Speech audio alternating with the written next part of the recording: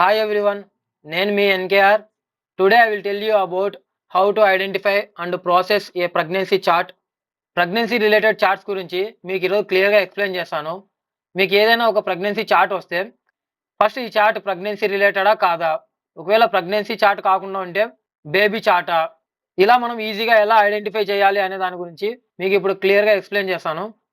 మీకు సింపుల్గా అర్థమయ్యేదానికి ఈ ప్రెగ్నెన్సీ టాపిక్ని కొన్ని ఫేజెస్గా డివైడ్ చేశాను. ఈ ఫేజెస్ వల్ల మీరు ప్రెగ్నెన్సీ చార్ట్ని ఈజీగా ఐడెంటిఫై చేయడమే కాకుండా ఎలాంటి కోర్స్ ఎక్కడ ఇవ్వాలి అనే దాని గురించి మీకు ఒక క్లియర్ కట్ ఐడియా వస్తుంది. Generally pregnancy related topic divided into these phases like first pregnancy phase, delivery phase, post partum phase, baby phase. In this phase only baby death phase also will come and new born baby phase. ఇలా మీకు pregnancy related టాపిక్ని ఫేజెస్గా divide చేయడం వల్ల మనకి use ఏంటంటే, మనకి ఏదైనా pregnancy chart వచ్చినప్పుడు తను ఏ ఫేజ్లో ఉందో అనేది ఐడెంటిఫై చేయగలిగితే చార్ట్ అనేది మనం ఈజీగా ప్రాసెస్ చేయొచ్చు, టైం సేవ్ అవుతుంది. Now we will see how to identify and process a pregnancy chart. ఇప్పటి వరకు చెప్పిన ఫేజెస్ గురించి గుర్తుపెట్టుకోండి. నెక్స్ట్ మీకు ఇంకా డీప్గా ఎక్స్ప్లెయిన్ చేస్తాను. ఫస్ట్ డెమోగ్రఫిక్స్ నుంచి స్టార్ట్ చేస్తాను. మనకు ఒక చార్ట్ రాగానే మీకు ఆ చార్ట్ ప్రెగ్నెన్సీదా కాదా అనేది తెలియదు. అలాంటి టైంలో ఫస్ట్ మీరు చెక్ చేయాల్సింది జెండర్, తను మేలా ఫిమేలా. ఏంటి బ్రో ఫిమేల్కి కాకుండా మేల్కి కూడా ప్రెగ్నెన్సీ వస్తుందా అని మీరు అనుకోవచ్చు. బట్ మనకు చార్ట్లో కొన్నిసార్లు బై మిస్టేక్గా కూడా వస్తుంది. అలాంటి చార్ట్స్ని మనం ప్రాసెస్ చేయకుండా రిజెక్ట్ చేస్తాం. దానికోసం చెప్తున్నాను. ఓకే, జెండర్ మ్యాచ్ అయ్యింది. అలానే నెక్స్ట్ చెక్ చేయాల్సింది ఏజ్. ఈ రెండు మ్యాచ్ అయ్యాయి. ఇప్పుడు మనం ప్రెగ్నెన్సీని చెక్ చేయాలి. తను ప్రజెంట్ ప్రెగ్నెంట్గా ఉందా, లేదంటే ప్రీవియస్గా ప్రెగ్నెంట్ అయ్యిందా పాస్ట్లో అనే దాని గురించి చెక్ చేయాలి. ఒకవేళ తను ప్రజెంట్లో ప్రెగ్నెన్సీ కలిగి ఉంటే నెక్స్ట్ తను యాంటీపార్టంలో ఉందా, లేదంటే అనగా పోస్ట్ పార్టంలో ఉందా అనే దాని గురించి ప్రొవైడర్ చెప్తాడు. అలాంటి వర్డ్స్ని చెక్ చేయండి. అప్పుడు మీకు ఈజీగా ఐడెంటిఫై అవుతుంది. నెక్స్ట్ ఓకే, ప్రెగ్నెన్సీ చెక్ చేసాం.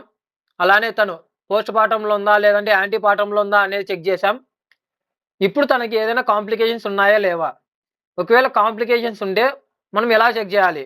ఇప్పుడు హై రిస్క్ ప్రెగ్నెన్సీ అనేది కూడా ఒక కాంప్లికేషనే. మనకి ప్రొవైడర్ ఎలాంటి కాంప్లికేషన్స్ లేవు అని చెప్పేంత వరకు అది కాంప్లికేటెడ్ ప్రెగ్నెన్సీ కిందనే మనం బై డిఫాల్ట్గా కన్సిడర్ చేస్తాం. మనకు ఇక్కడనే పేషెంట్ యొక్క ఏజ్ అనేది కంపల్సరీ చెక్ చేయాలి. తనకు బిలో 16 ఇయర్స్లో ప్రెగ్నెంట్ అయ్యిందా, లేదా అబోవ్ 35 ఇయర్స్ ప్రెగ్నెంట్ అయ్యిందా, లేదా తనకు సూపర్విజన్ ప్రెగ్నెన్సీలో ఉందా. అంటే నార్మల్ ప్రెగ్నెన్సీ అని అర్థం.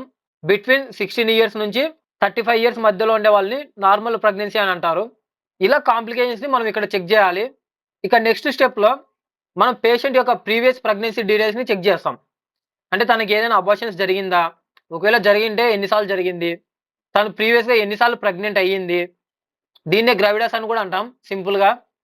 G+ అని చెప్పాను కదా మీకు, అవన్నీ దీంట్లోనే వస్తాయి.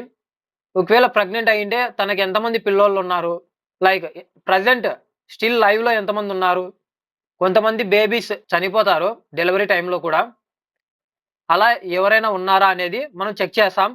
ఇలా మీకు ఒక చార్ట్ రాగానే అది ప్రెగ్నెన్సీ చార్ట్ అయితే తన యొక్క ఏజ్, తన యొక్క ప్రెగ్నెన్సీ డీటెయిల్స్, తను యాంటీపార్టంలో ఉందా, పోస్ట్ పార్టంలో ఉందా, తనకు ఏదైనా కాంప్లికేషన్స్ ఉన్నాయా లేవా, లేదంటే ప్రొవైడర్ అసలు కాంప్లికేషన్స్ లేవని ఎక్కడైనా చెప్తున్నాడా.